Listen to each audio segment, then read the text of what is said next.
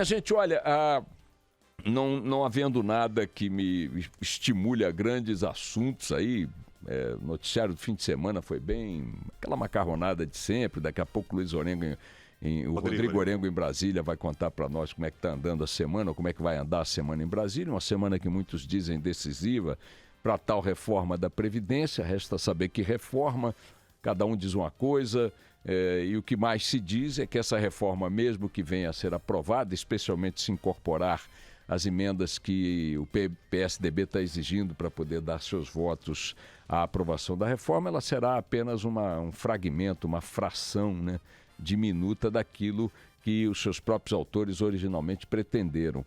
O curioso é que, mesmo sendo reduzida a uma fração dessa peça original, ainda assim não agradará nem a gregos nem a troianos, né?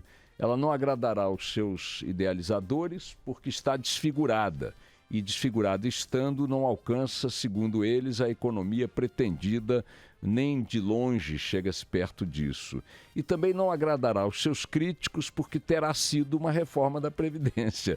Dará ao governo, ou a quem está hoje defendendo a reforma, o trunfo político, eleitoral, de dizer que aprovou a reforma possível, que deu o primeiro passo, etc. e tal. Então, estamos diante de um fenômeno maravilhoso, né?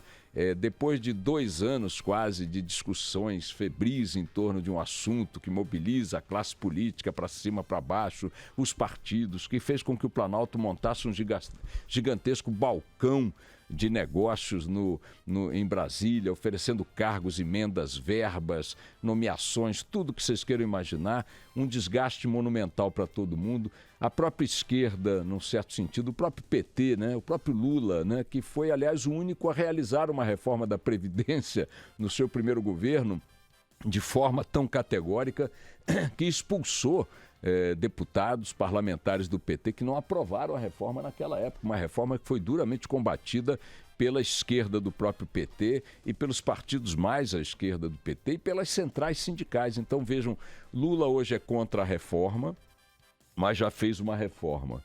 O PSDB sempre quis a reforma e agora só aceita uma reforma desfigurada. E o Planalto quer uma reforma que parece mal discutida, mal elaborada, que não teve bom debate público e também vai ter que se contentar com um arremedo do que pretendia e mesmo assim todos ficarão insatisfeitos. Então, na ausência de alguma coisa que possa merecer aí alguma análise, até porque não há muito horizonte claro sobre isso, deixa eu engrenar uma ré e voltar para o noticiário de ontem.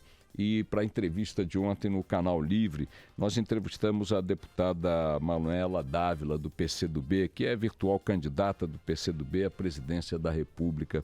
Claro que seu índice na pesquisa Datafolha divulgada este domingo é muito pequeno, em todas as simulações possíveis ela não passa de 3%.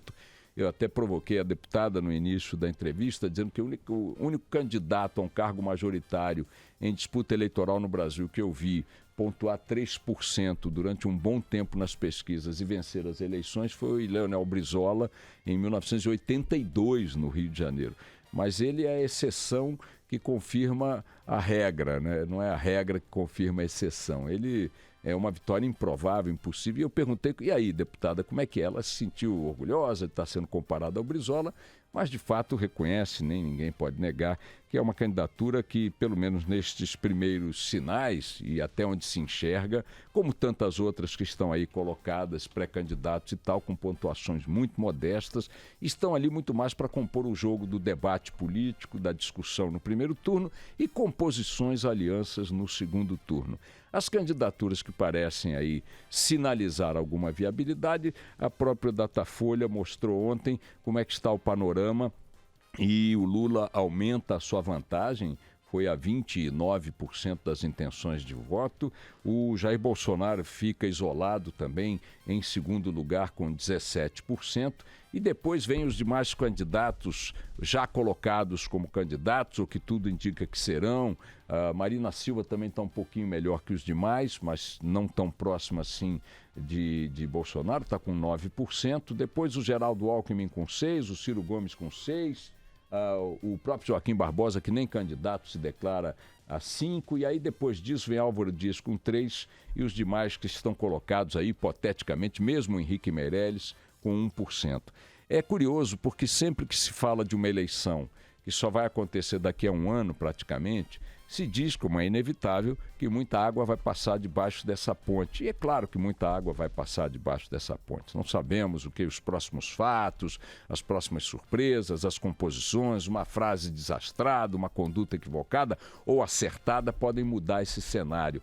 Mas o dado objetivo é que nós temos aí no horizonte da eleição do ano que vem candidatos que já estão colocados na cena política há muito tempo, especialmente o próprio Lula, e no caso do fenômeno do Lula, com um vigor que não pode se dizer que não é impressionante nas pesquisas, a despeito de todas as denúncias, de todas as investigações, de todas as acusações, de todas as evidências, cada qual dessas abordagens com uma proporção no bolo, mas apesar de tudo isso, o Lula continua exibindo um vigor pré-eleitoral que, se confirmado nas urnas, lhe dará quase que uma vitória no primeiro turno no ano que vem. Mas não é desse tipo de cenário que eu quero falar, porque esse cenário, como eu disse, a água passará sob a ponte e não sabemos como é que ele pode se transformar. Eu quero falar um pouco de um dado inserido ontem pela jovem deputada Manuela Dávila, que está no campo da esquerda, né, da política brasileira, pelo PCdoB, o Partido Comunista do Brasil, e que eu tenho percebido que está crescendo muito como discurso dos candidatos de uma maneira geral, da classe política de uma maneira geral. Colocada diante da questão da ética como tema predominante na campanha do ano que vem, a jovem deputada Manuela Dávila, e eu saúdo o fato de ela ser uma jovem de 36 anos, vejam que nesse elenco de candidatos que estão aí colocados com maior visibilidade, nós temos uma velharia, e eu falo isso com conforto de quem já é um idoso, mas não é só a velharia etária, é a velharia da política, não tem aí nenhuma renovação, os jovens ainda não pontuaram. Há jovens aí colocados como pré-candidatos, ainda estão com baixa visibilidade por conta do partido da deputada, que é um partido que já tem mais de meio século, então ela está ganhando essa visibilidade. O Canal Livre ontem ouviu-a como está ouvindo todos os pré-candidatos. Aliás, a Marina Silva será no domingo que vem. E o ponto a que eu quero me referir no discurso da Manuela Dávila quando abordamos ou tentamos colocar à discussão a prevalência da ética no debate eleitoral do ano que vem, ela disse, não, mas nós não vamos ficar discutindo ética, não. Nós queremos discutir o amanhã, discutir um projeto para o Brasil. E deu a entender que confirmando um pouco uma percepção que eu estou aí consolidando em relação a outros campos ideológicos na disputa eleitoral, tanto a direita, quanto o centro, quanto a esquerda, parece que a classe política caminha para o cenário de um debate presidencial, onde a questão da ética será deliberadamente jogada para um terceiro, quarto, quinto plano. Quando, na minha percepção, e eu posso ter cometido um erro primário nessa avaliação, a ética conduziria, lideraria o debate político no ano que vem. Por ser esta a mudança do padrão ético, uma demanda que eu imagino que seja a demanda do povo, da sociedade brasileira. Diante do tanto que vimos e do tanto que sabemos, do tanto que nos afrontou nos últimos anos com a divulgação de como o Estado está tomado pelas quadrilhas políticas, de como o Estado está tomado pelas corporações estatais funcionais, de como o Estado transformou-se num território, numa propriedade privada dessas quadrilhas e dessas corporações funcionais, e do tanto que o Estado não anda nos hospitais, na educação, no saneamento, na habitação popular.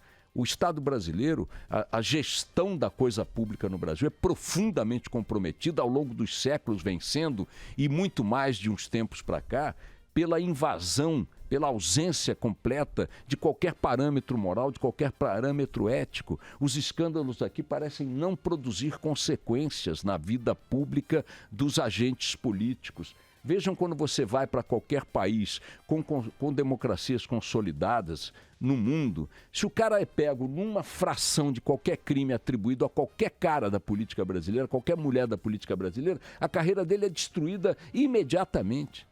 Ele desaparece do cenário político do país ou sobrevive aos trancos e barrancos. Aqui não.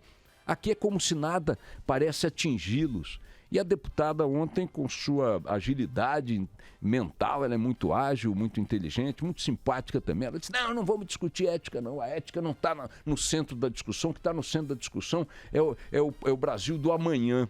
Mas como o Brasil do amanhã, se os personagens são os mesmos, as estruturas são as mesmas, as organizações partidárias são as mesmas, as regras são as mesmas, como é que eu vou tentar construir um Brasil de amanhã sem questionar o Brasil que nós fizemos até agora, o que aceitamos que fosse feito até agora por essas mesmas forças políticas?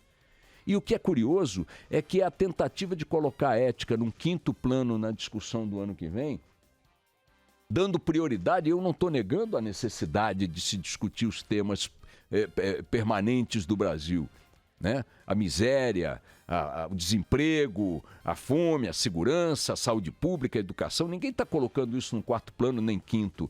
Mas a ausência da ética como ponto central na discussão no ano que vem, me parece que caminha para botar debaixo do tapete tudo que se conseguiu até aqui, ou pelo menos que se imaginou que se conseguiria nesse campo. Eu sempre tenho discursado aqui para os ouvintes, peço desculpas pela insistência, de que em função da Lava Jato e suas congêneres, o patamar ético, de exigência ética da sociedade mudou. Desde 2013 o tema da ética vem mobilizando a sociedade seriamente. O que foram aquelas manifestações de 2013, se não uma exigência de massa para que a política mudasse de padrão? Mudasse de comportamento, mudasse de valores. E o que é curioso, insisto, é de que essa tentativa que agora a deputada Dávila verbaliza de forma muito clara, de colocar a ética como uma coisa de manipulação de um lado ou de outro no jogo eleitoral, não é só da esquerda, não. A direita também não quer a ética no centro da discussão do ano que vem. As forças de centro da política no Brasil também não querem a ética. E sabem por quê? Porque todos, esquerda, centro e direita, estão profundamente atingidos pelas revelações que as investigações vêm fazendo.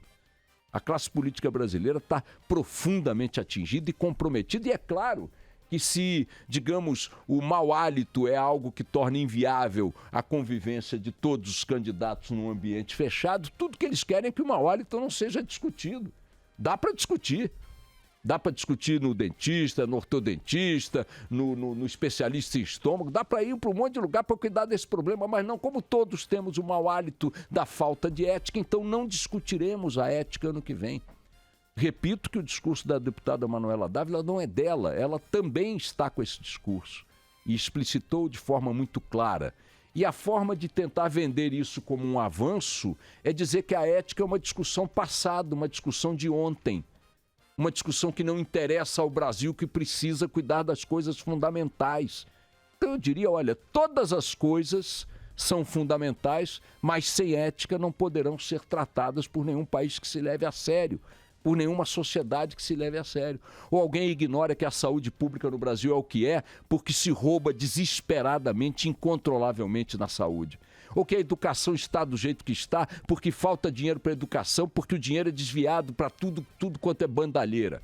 Ou que não tem construção de casas populares, porque cada projeto que você contrata, o superfaturamento é não sei de quanto. Me digam uma única obra no Brasil que tenha acabado no prazo e dentro do orçamento. Me digam uma única organização partidária, tirando aí os penduricalhos periféricos, que não está enfiada até o talo em corrupção, em bandalheira, no uso da máquina pública ao seu bel prazer, para os seus agrados e seu interesse patrimonialista. Então, como é que nós não vamos discutir a ética? Como é que a ética não vai liderar a discussão do ano que vem? Por que ela não vai? Porque toda a classe política não quer. Não quer, porque discutir a ética é colocá-la diante do espelho. Por que nós não podemos ter governos como o holandês, como o dinamarquês, como o sueco? O que nos falta? 2 pernas, um baço, um fígado, um coração? 2 braços, uma mente, um cérebro? Por que o Brasil tem que estar condenado a colocar a ética como um elemento irrelevante na vida pública, quando, para estar na vida pública, é fundamental, é prioritário conduzir-se dentro da ética, dentro da moralidade? Como ensinou lá o Mujica naquela entrevista para o mesmo Canal Livre. Se alguém quer ganhar dinheiro, eu não sou contra ganhar dinheiro. Eu adoro ver gente que ganha dinheiro, mas não vem para a política. Não pode ser na política que se ganha dinheiro. E quando se ganha dinheiro, não estou dizendo dinheiro só para botar no bolso, que muitos botam, não. É pegar o dinheiro público para viabilizar a permanência de um determinado projeto no poder. Tratar do dinheiro público como forma de financiamento à permanência de grupos políticos no poder. Essa é a ausência da ética. E eu confesso a vocês que eu fiquei bem embaralhado com essa entrevista de ontem, com os elogios de praxe à jovem deputada Manuela Dávila, e também a sua capacidade de articular, tem ideias inovadoras também e tal, mas por favor, eu acho que o que ela verbalizou ontem é a grande ameaça à direita e à esquerda na eleição do ano que vem. Eles vão tentar varrer a discussão da ética para debaixo do tapete. Isso é muito conveniente para quem está aí mantendo o status da roubalheira no Estado brasileiro há tantos séculos. Vamos lá.